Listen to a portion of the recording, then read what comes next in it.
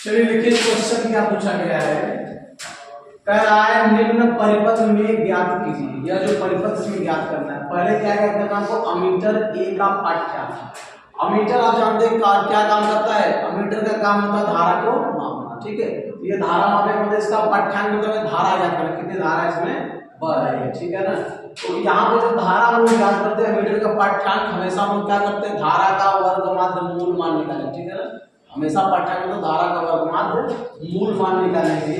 फिर कह रहा है वोल्ट मीटर का पाठ्यांक। वोल्ट मीटर क्या नामता है, विभवांतर, ठीक है ना। तो भी निकालेंगे यहाँ से। उसका शक्ति गुणांक, शक्ति गुणांक मतलब क्या होता है cos फाई, ठीक है। तो हमारे पास कौन सा परिपथ है, LCR, ठीक है ना। ये LCR परिपथ है। LCR परिपथ में देखिए हम लोग सब चीज पता है, जो दिया है उसको लिख लेते हैं।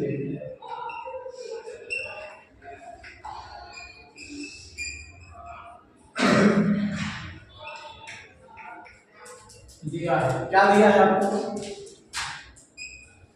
यल बराबर दिया गया 0.1 हेनरी, ठीक। एच का मतलब क्या है, हेनरी। और उसके बाद आपको दिया आर बराबर 20 पाई। पहले सी लिख लेते हैं। सी कितना है, 62.5 माइक्रोफैराड है, ठीक है ना। म्यू का मतलब होता है माइक्रो, और एक माइक्रोफैराड में कितना था, 10⁻⁻⁶। 62.5 गुणे 10⁻⁻⁶ फैराड हो जाएगा, ठीक। उसके बाद प्रतिरोध कितना दिया है, प्रतिरोध दिया है 20 ओम, ठीक। यह दिया है 20 ओम। और क्या दिया है, वोल्टेज का प्रत्यावर्ती धारा स्रोत का समीकरण दिया गया V बराबर 200 करड़ी में 2 साइन 400 t। इसको समीकरण 1 बना। तो समीकरण 1 की तुलना हम लोग जो इसका वास्तविक समीकरण था उससे कर लेते हैं। तो आज क्या मिल जाएगा, V0 ओमेगा मिल जाएगा, ठीक है ना। समीकरण 1 की चला नहीं चाहता है। समीकरण 1 की समीकरण V बराबर V0 साइन ओमेगा टी से तुलना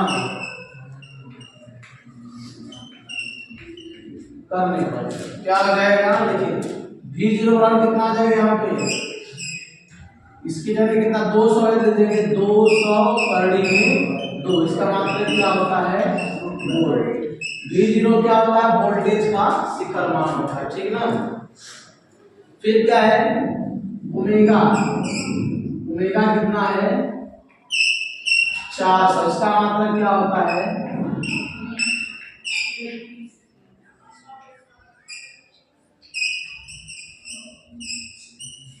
रेडियन प्रति सेकेंड हो गया। अब क्या करेंगे, ये सब मिल गया हम लोग को।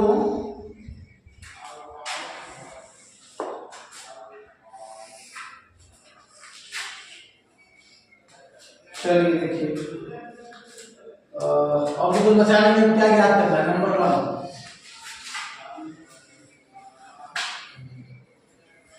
क्या है, नंबर 1 अमीटर ए का पाठ्यांक, ठीक है ना। लिख देंगे अमीटर का पाठ्यांक। पाठ्यांक मतलब धारा का वर्ग माध्य मूल मान निकालना। यहाँ देखिए प्रत्यावर्ती धारा नहीं पूछ रहा है, पाठ्यांक ध्यान लिख देंगे IRMS, ठीक। आई बराबर क्या होता है, V बटे, यहाँ पे क्या है, प्रतिरोध होगा Z, क्योंकि हमारे पास LCR परिपथ है। LCR परिपथ में जो परिणामी प्रतिरोध कितना होता है, प्रतिबाधा होती है।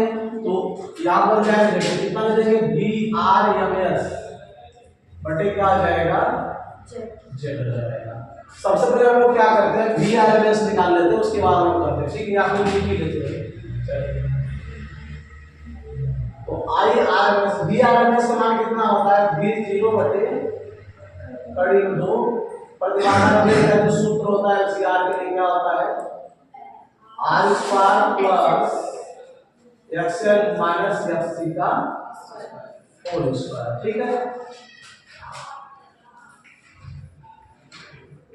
तो आई आर एम एस बराबर है बी जीरो मान कितना है 200 कड़ी 2 देख सकते हैं बी जीरो मान कितना है 200 कड़ी 2 वहां पर रख देंगे और बटे क्या है कड़ी में 2 है इसके बटे कड़ी में 2 और यहाँ पे कड़ी में आर स्क्वायर लिख देते हैं plus XL minus XC XL equal to क्या लिखेंगे ओमेगा एल लिखेंगे।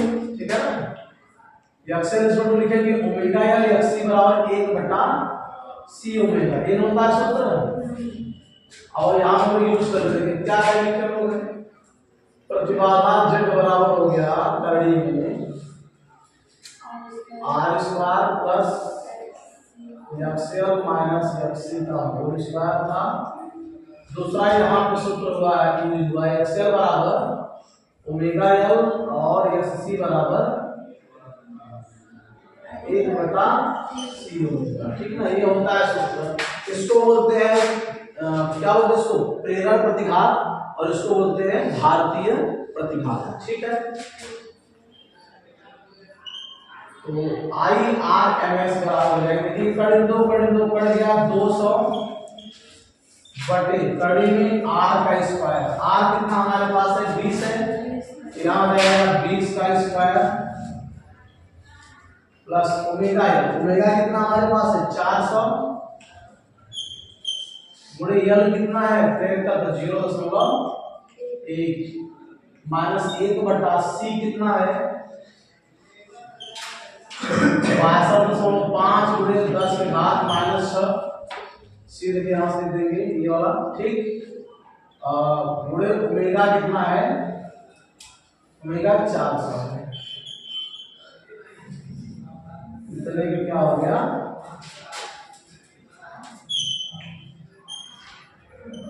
तो आई आर एम एस बराबर हो जाएगा 200 बटे 20 का वर्ग कितना हो गया 400 और यहाँ पे कितना आ जाएगा 40 हो जाएगा माइनस एक इसको देखिए 10 का घात 6 ऊपर ले जाते हैं। ठीक है, बटे यहाँ देखिए 2 जीरो लिख देते पहले और यहाँ गुणा कर देंगे 4 बचे 20 80 बचा 2 4 गुना के 8 8 2 10 80 बचा 1 4 4 24 से 25 इतने का क्या हो गया सही है ना। यहाँ पे एक आगे दशमलव लगते हैं। ठीक, हाँ हाँ 40 है 0.1 है ना एक का दशमलव जाएगा आप 40 हो जाएगा। ठीक,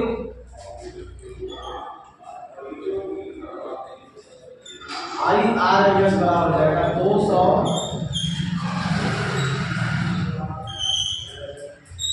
बटे यहाँ पे 400 प्लस 40 यहाँ ले सकते हैं इसको लेंगे कितना माइनस 1 लिखते 600 मान सकते हैं 3 4 5 6 यहाँ पे 25,000 है 1 2 3 1 2 3 काट देते हैं तो सुना। ठीक है ना, 25 का साथ में भाग भी कर लेते हैं I R M S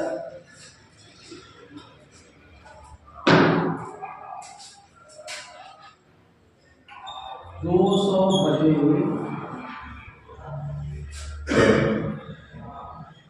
400 plus 40 minus देखिए काट देंगे 25 चौको 100 ये भी 40 हो जाएगा। लीजिए इसका काम पड़ जाएगा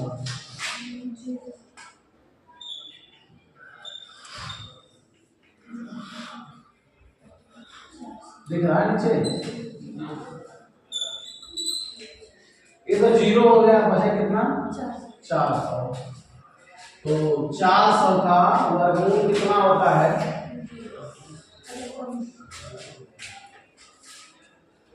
400 वर्गमूल 0 होना बढ़िया 400 का 20 हो गया। ठीक है, 20 का हमें कितना हो जाएगा 200 10 एम्पियर। ये हो गया आपका अमीटर का पाठ्यांक हो गया, ठीक है ना। इसी तरह से निकाल लेते हैं हम लोग, इसी तरह हम लोग निकाल लेंगे वोल्ट मीटर का पाठ्यांक, ठीक। वोल्ट मीटर का पाठ्यांक मतलब हम लोग क्या निकालना, वी निकालना, VRMS, ठीक है ना। VRMS कितना हो जाएगा,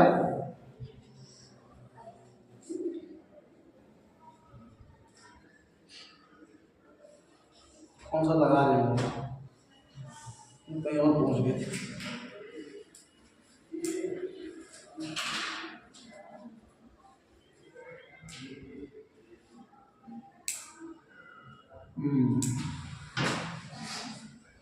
वोल्टमीटर का पाठ्यांक और शक्ति गुणांक निकालना है। दूसरा नंबर निकालते हैं,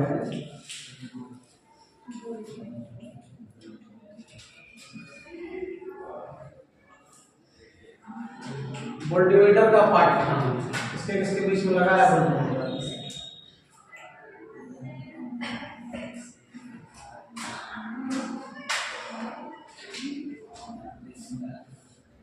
एक्सएल और एक्ससी, बी बराबर कितना हो जाएगा,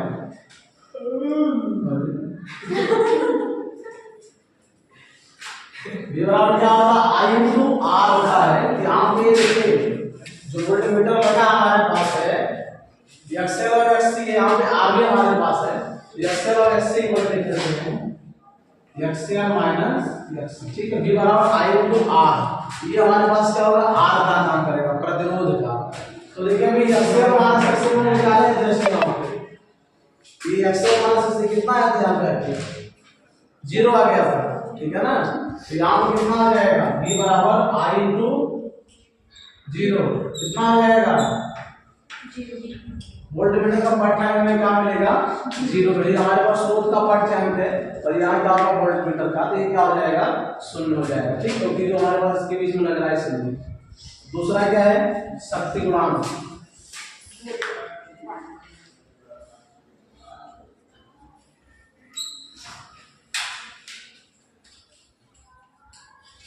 शक्ति गुणांक किससे दिखाते हैं, cos फाई, cos फाई और क्या होता है, आर बटे जेड, कुछ ऐसा ही होता है, मुझे यही याद है, अब मैं देख लेता हूं।